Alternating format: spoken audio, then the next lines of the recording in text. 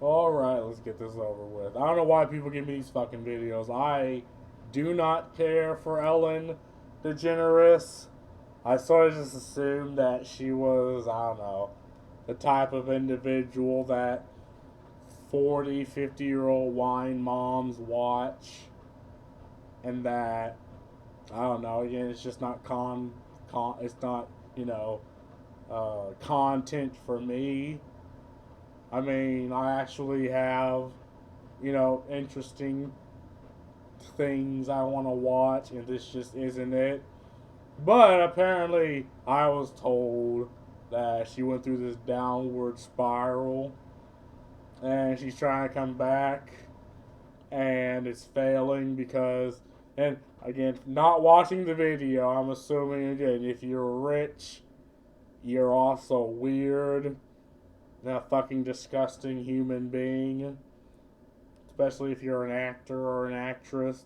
Now, very few exceptions to this rule exist, but, if the exceptions are, if you can count the exceptions on a half a hand, I mean, you might as well just assume, and if you're wrong, you're like, oh, well, I guess this one out of the 1,000 that ended up being weird is different. Oh, well. Let's give it a watch. Ellen's trying to make a comeback with her new stand-up special, although its reviews have mostly been terrible. She spends most of the special responding to her being kicked out of showbiz, which began when someone posted just one single tweet. Right now, we all need a little kindness, like Ellen DeGeneres always talks about. She's also notoriously one of the meanest people alive. Respond to this with the most insane stories you've heard about Ellen being mean. The tweet posted in March 2020 received bad enough replies to begin Ellen's downfall. I worked at Real Food Daily, served her and Portia a brunch. She wrote a letter to the owner and complained about my chipped nail polish, not that it was on her plate, but just that it was on my hand. I worked till closing the night before, and this was the next morn. Almost got me fired. The nail polish story was so unbelievable. That's just petty. And look, there are situations where I'm petty, but you really have to push me to get, like, if you try to ruin my video games, ruin my entertainment, that's where the pettiness within me comes out. But just for nail polish, if you weren't looking, you wouldn't have noticed. So fucking weird. The person who wrote it went on Inside Edition. This former waitress claims she was threatened with a 2-week suspension after Ellen DeGeneres complained about, of all things, her chipped fingernail polish. I remember just being like, really? But the stories shared back on Twitter were only getting worse. I once worked at Warner Brothers. One day I was in the elevator and Ellen and her entourage came in. Naturally, I held it for her and asked her what floor she was getting on. Her assistant answered 3rd floor. 30 minutes later, I got a call from my boss saying I was fired because I was harassing her. An old friend worked on her a lot and what the fuck?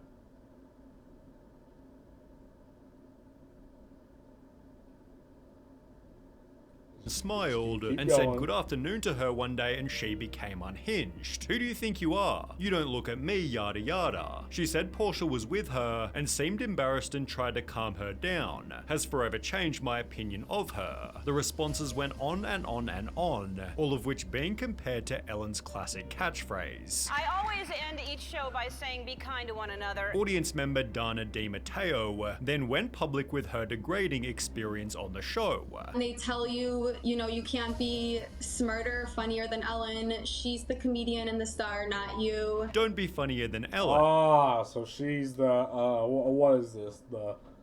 It's called the Little Emperor Syndrome.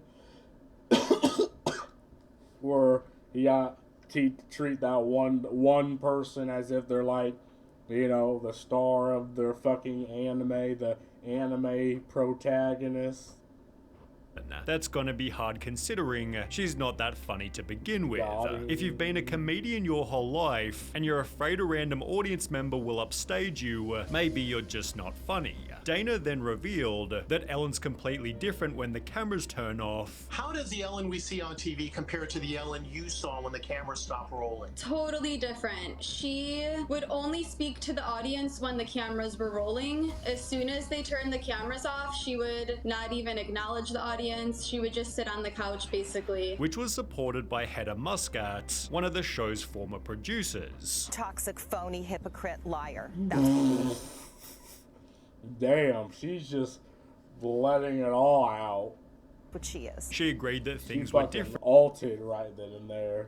when the cameras weren't rolling. We were told from the very beginning, don't talk to Ellen, don't do this, you can't, go into her office. It was very nerve-wracking, very stressful. We all walked on eggshells all the time. And after the show's DJ also said the same, BuzzFeed launched their own investigation, interviewing a further 11 former employees. They were fired after taking medical leave or bereavement days to attend family funerals. One employee who claimed she was fed up with comments about her race essentially walked off the job. Others said they were also instructed by their direct managers to not speak to Degenerate if they saw her around the office. After the accusations went viral, Ellen issued a statement within the company.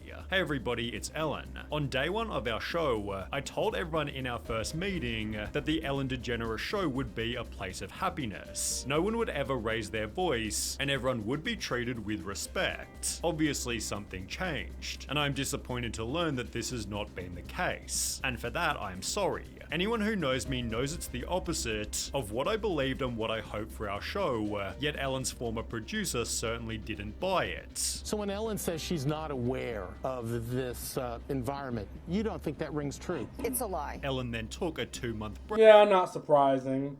I mean, again, if you're rich, if you're the star of your own show, yeah, I mean, it's not surprising people will act like this. If, again, you are the star of your own fucking anime. And began a brand new season by addressing the public. As you may have heard, this summer there were allegations of a toxic work environment at our show. I learned that things happened here that never should have happened. I take that very seriously, and I want to say I am so sorry to the people who were affected. We have made the necessary changes, and today we are starting a new chapter. I mean, so she's not taking responsibility. She's like, yeah, it sucks that this happened, and we're doing everything, but she's not, again, and even if it wasn't her fault, like, assuming it wasn't her fault, it still is her responsibility. Like, this is her production team. Now, I do also believe she's part of the toxic work environment. Did then make the promise, and I'm committed to making this the best season that we have ever had. Although the ratings said the opposite, because only 6 months later the New York Times published Ellen DeGeneres loses 1 million viewers after apologies for toxic workplace. It explained that Ellen had been averaging 1.5 million viewers over the last 6 months, down from 2.6 million in the same period last year. The show's loss of more than 1 million viewers translates to a 43% decline, representing a steeper drop than any of its competitors. As a result, Ellen made the announcement, I am announcing that next season, season 19, is going to be my last season. Adding in the Hollywood Reporter, as great as this show is, and as fun as it is, it's just not a challenge anymore. I need something new to challenge me, with her being exposed also clearly having an impact. She'd state the expose destroyed me, honestly. I'd be lying if I said it didn't. And it makes me really sad that there's so much joy out there from negativity. See, again, and yeah, there are those people that will sit on the sidelines and just praise the downfall of successful people because they themselves are not successful. But if you've caused this, if this is your fucking fault, and you refuse to take responsibility for it, I mean, you have no one else to blame but yourself. It's a culture now where there are just mean people, and it's so foreign to me that people get joy out of that. People get joy out of a narcissistic asshole getting their comeuppance. Like, yes, absolutely. Like, are we going to act surprised about this?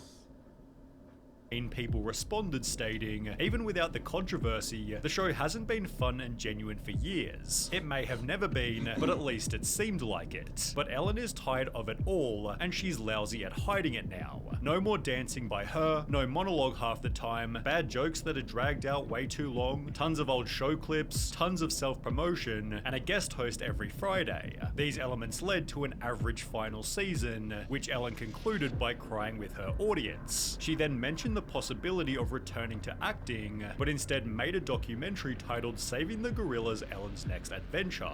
It released in 2023, but with only 100 reviews on IMDb, and this likely being the first time you've heard of it, it's safe to say it performed pretty poorly. Ellen rather went back to living a quiet life until April 2024, when she'd make a new announcement. You may have heard that I'm doing stand-up again. If you wanna come see me, I'll be sharing some news tomorrow at noon. As suggested, she'd announce a stand-up tour to be recorded and posted by Netflix, also adding, yes, I'm going to talk about it, referring to her being cancelled. Titled For Your Approval, the special begins with Ellen walking up a flight of stairs, each referencing a headline that ruined her reputation. She acknowledges the tweet that started her downfall, as well as the employees who spoke out against her, then begins the actual show with a joke about her fall from grace. You know, I used to say that I didn't care what other people thought of me, and I realize now, looking back, I said that at the height of my popularity. I'm here because I love doing stand-up, I miss doing stand-up, and I like making people happy, and I do care what people think. Now, this is a pretty respectable angle, as it feels extremely honest. Yet it also seems like a sneaky request for pity, which as a high-profile celebrity you'll simply never get. She then talks about what she's been up to. All right, well, let me catch up on what's been going on with me since you saw me last.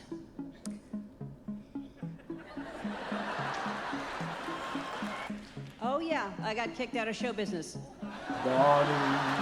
Then makes some pretty funny jokes about her new reputation. I mean, self-deprecating jokes are funny. But again, the fact that she has yet to take responsibility for the things that, again, the toxic work environment that she fostered, she created, it's just, again, it's like, okay. Heard that I was mean. Everywhere I go, I know everyone's heard that I'm mean. I know when I walk into a restaurant, people are watching, waiting to see if I'll be mean. Oh, look, she's reaching for butter. I thought she was gonna hit somebody. On the contrary, there are some Again, name any other controversial figure that would have been, like, if Donald Trump was to say that joke, people would be laughing their ass off.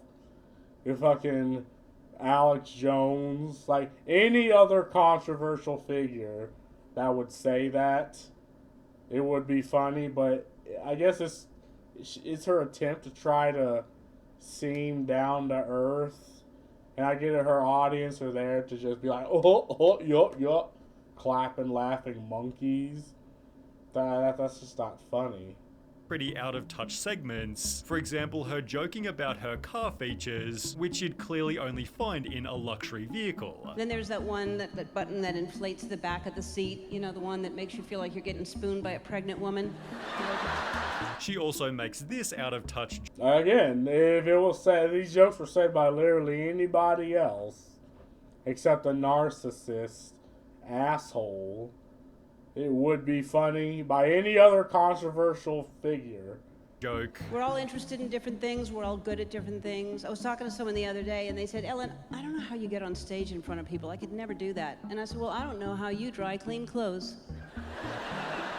But as an overall, the special isn't terrible. Its audience rating of 5.4 stars feels fairly accurate, although as you might expect, simply because it's Ellen, the articles written about it have been pretty brutal. Ellen DeGeneres' unfunny Netflix special leaves so much unsaid. Ellen DeGeneres lets herself off the hook in self-indulgent Netflix special. Ellen DeGeneres is unapologetic, unrelatable, and totally insufferable in her new Netflix special. Yeah, again, the trying to be down to earth, trying to be, relatable. idea just falls flat if it's after years of being a, a douchebag, right? Again, any other rich controversial figure that said those jokes, it would be funny, but the fact that it's her, it's not funny.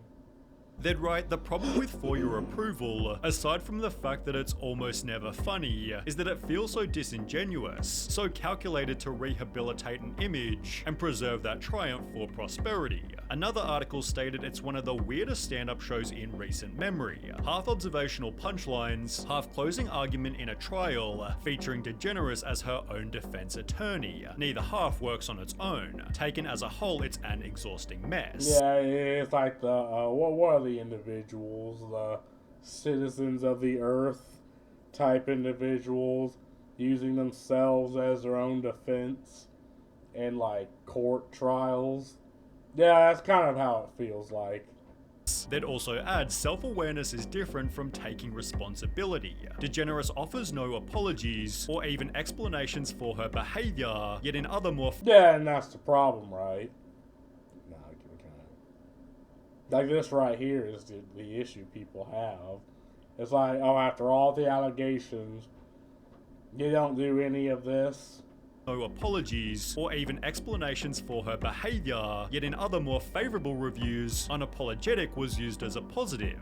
I like the fact that she's rather unapologetic. It's highly refreshing and honest. This extreme divide can be seen by the audience reviews on Google. There's almost Yeah, I mean, again, if she doesn't care, she can just say that. I mean, but she probably won't because it would sound douchey. an equal amount of 1 and 5-star ratings, a sad representation of the black and white thinking that plagues the internet so heavily today.